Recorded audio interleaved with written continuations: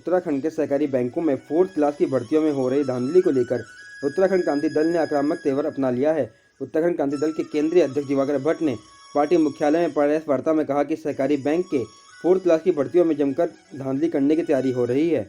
दिवाकर भट्ट ने मीडिया से कहा कि जो लोग पहले से ही संविदा पर 4th क्लास में नौकरियां कर रहे हैं उन्हें निकाल बाहर करके सहकारिता विभाग अपने चहेतों को भर्ती करना चाहता है। मुद्दे तो खैर आज का विशेष यही है कि जो जिला सहकारी बैंकों में जो भर्तियां चल रही हैं उसमें जिस तरह की अनियमितताएं हो रही हैं उस संदर्भ में हम बात कर रहे हैं। जो धांधली हो रही है ये कोऑपरेटिव जिला सहकारी वही हुआ कोऑपरेटिव बैंक, इनमें जिस तरह के हालात जो मुद्दा है ये नियुक्ति घोटाले से संबंधित है।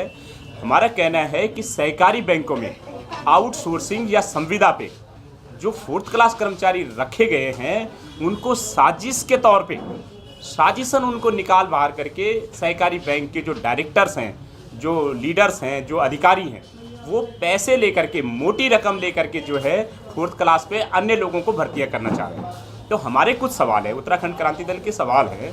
उत्तराखंड क्रांति दल का ये कहना है कि भाई अभी तक जब ये भर्तियां सेवा मंडल के आधार पे होती थी, सेवा मंडल सहकारी बैंकों में भर्तियां करता था, तो सेवा मंडल ने ये कार्य जो है बैंकों को क्यों दे दिया? अब सारे बैंक अपने अपने अनुसार भर्तियां करेंगे, आखिर क्यों करेंगे?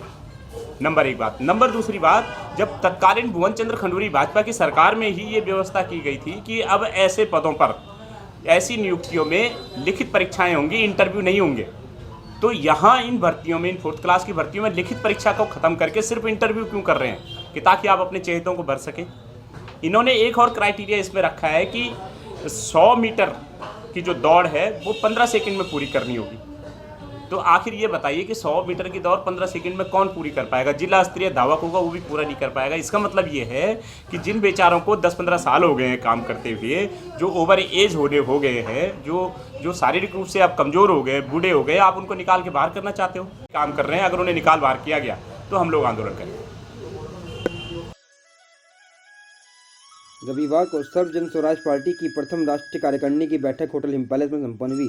राष्ट्रीय कार्यकारिणी की बैठक में राज्य के जनमानस के हित के लिए कई निर्णय लिए गए। इस अवसर पर पार्टी अध्यक्ष देवेश्वर भट्ट ने कहा कि सर्व जन स्वराज पार्टी राज्य के हक के लिए जल, जंगल, जमीन व सर्वजन के अधिकार के लिए लड़ाई करेगी। हमारे यहाँ पर जो मीटिंग का आज हेतु है, इसका उद्देश्य है वो ये है कि हमारी पार्टी का जो कार्यकारिणी विस्तार हो चुका है, आज हमारे प्रदेश के पूरे 13 जिलों को हमने कवर कर दिया है और बूथ लेवल पे हमारा कार्य चालू है। इसको हमने हर एक को जो ड्यूटियाँ बांटी हैं उनकी आज समीक्षा के लिए हमने जो पदाधिकारी हमारे बने हुए थे उनका रिपोर्ट हमने आज दिया और भविष्य में जो लोग नए जुड़ रहे हैं उनको 3 महीने के बाद में फिर ऐसी ही समीक्षा मीटिंग में अपना पूरा ब्यौरा देना है, सबको बताने के लिए, सबको सिखाने के लिए, सबका रिपोर्ट लेने के लिए और किसने क्या क्या किया उसके लिए आज पूरा विस्तार से सब यहाँ पर चर्चा हो रही है। साथ में इनके कुछ और जो भी सुझाव हैं उसको हम स्वीकार कर रहे हैं ताकि हम पार्टी की रणनीति को और अच्छा निखार दे सकें। हमारे साथ में हमारे पार्टी के मेन सदस्य महोदय। वैश्विक महामारी कोरोना संक्रमण से निपटने के लिए सिलागुई पुलिस ने चलाया मास्क वितरण अभियान। बता दें कि वैश्विक महामारी संक्रमण का असर अभी भी उत्तराखंड के छोटे शहरों में देखा जा रहा है। दिवाली के बाद कोरोना संक्रमितों की संख्या में बढ़ोतरी हुई है। इसी संक्रमण को रोकने के लिए सोमवार को सिलागुई पुलिस द्वारा बाजार में मास्क वितरण अभियान चलाया गया। राहगीरों, दुकानदारों को मास्क वितरित किया गया। सिलागुई चौकी SSI त्रिवेंद्र सिंह ने कहा कि इस प्रकार का अभियान कोरोना महामारी संक्रमण को रोकने के लिए चलाया जा रहा है और आगे भी यह जारी रहेगा।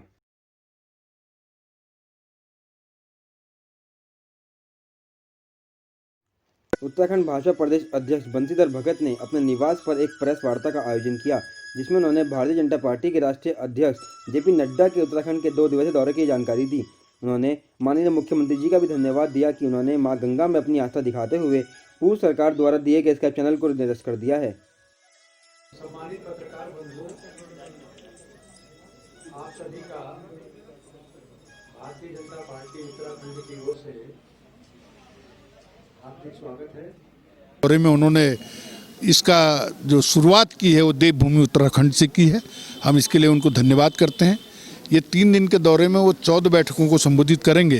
इसमें पुराना फीडबैक लेंगे और आगे हम क्या करें इसके लिए हमारा मार्गदर्शन करेंगे, ताकि हम 2022 के लिए अच्छे ढंग से खड़े हो सकें, पूरे मनोयोग से 2022 में चुनाव जीत सकें।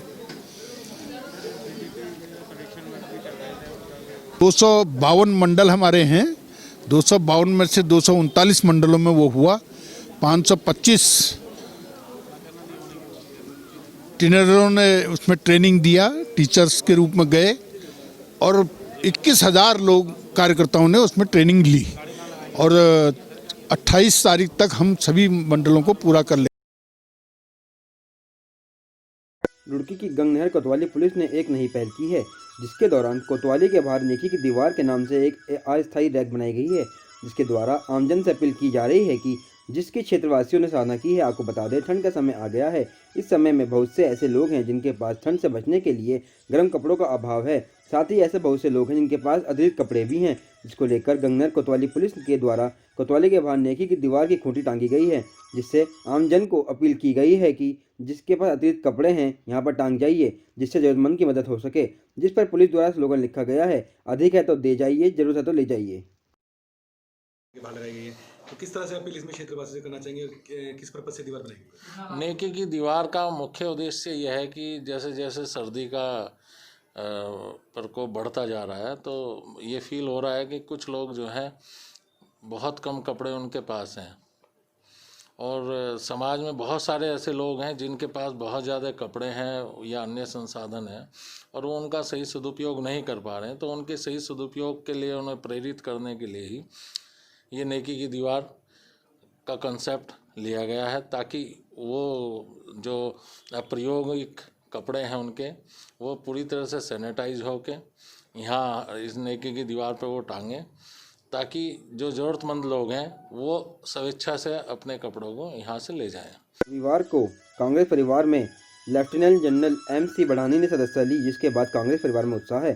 प्रदेश उपाध्यक्ष सूर्यकांत धस्माना ने हमारे संवाददाता से बातचीत में कहा कि बढ़ानी जी के आने से कांग्रेस में मजबूती आएगी।